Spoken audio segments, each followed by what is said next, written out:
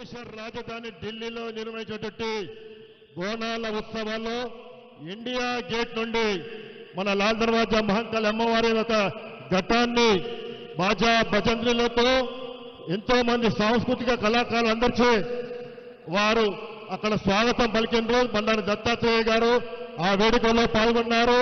మరి ప్రతి సంవత్సరం కూడా వారు ఏ మాత్రం కూడా ఎడమరవకుండా అమ్మవారి దర్శనానికి విచ్చేస్తారు బండారు దత్తాత్రేయ గారు. మరి వారికి అమ్మవారు ఆయురారోగ్యాలు అందించాలని మనసారా కోరుకుంటూ ముందుగా మన ఎమ్మెల్సీ శ్రీ తీన్మార్ మల్లన్న గారిని మాట్లాడవలసిందిగా కోరుతున్నాను. ఈ ఉత్సవంలో మొట్టమొదటిసారిగా పాల్గొంటున్నారు మన తీన్మార్ మల్లన్న గారు. వారు ఎమ్మెల్సీ అయితేనే అమ్మవారి దేవాలయానికి వస్తానని ఎప్పుడో మొక్కుకున్నారు. వారు గతంలో కూడా వారు 10-15 సంవత్సరాల క్రితము ఈ పట్టభద్రుల ఎమ్మెల్సీ నుంచి నల్గొండ నుంచి వారు పోటీ చేయడం జరిగింది. మరి ఇప్పుడు ఈసారి కూడా పోటీ చేసి వారు ఘన విజయం సాధించి ఈ రోజు మన మధ్యలో ఉన్నారు ఎమ్మెల్సీ మల్లన్న గారు. వారిని మాట్లాడవలసిందిగా ముందుగా కోరుతున్నాను నేను.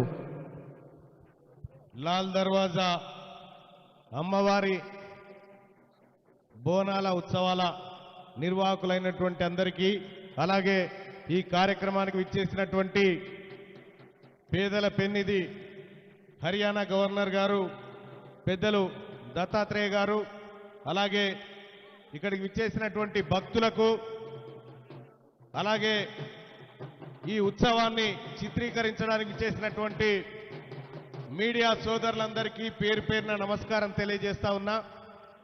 లాల్ దర్వాజా అమ్మవారి బోనాలకు ఒక ప్రత్యేకమైనటువంటి స్థానం ఉంది హైదరాబాద్లోనే.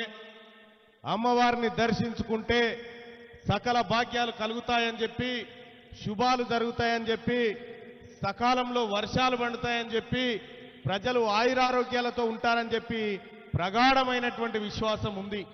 అందులో భాగంగా ముఖ్యంగా ఇక్కడ తెలంగాణ రాష్ట్రంలో ప్రజలందరూ సుభిక్షంగా ఉండాలని, అమ్మవారి ఆశీస్సులు అందరిపైన ఉండాలని చెప్పి కోరుకుంటూ, అలాగే ఈ రాష్ట్రం ఎప్పుడూ పచ్చగా ఉండాలని, ప్రజలంతా సంతోషంగా ఉండాలని నేను అమ్మవారిని వేడుకోవడం జరిగింది. ఇక్కడికి ఆహ్వానించినటువంటి ఉత్సవ కమిటీకి అలాగే పెద్దలందరికీ పేరు పేరున నమస్కారాలు తెలియజేస్తా ఉన్నా. Thank you MLC Mallanna garu. ఇప్పుడు పెద్దలు గౌరవనీయులు హర్యానా గవర్నర్ శ్రీ బండారు దత్తాత్రేయ గారు వారు ప్రసంగిస్తారు. వారు ఈరోజు ఆషాఢ మాసంలో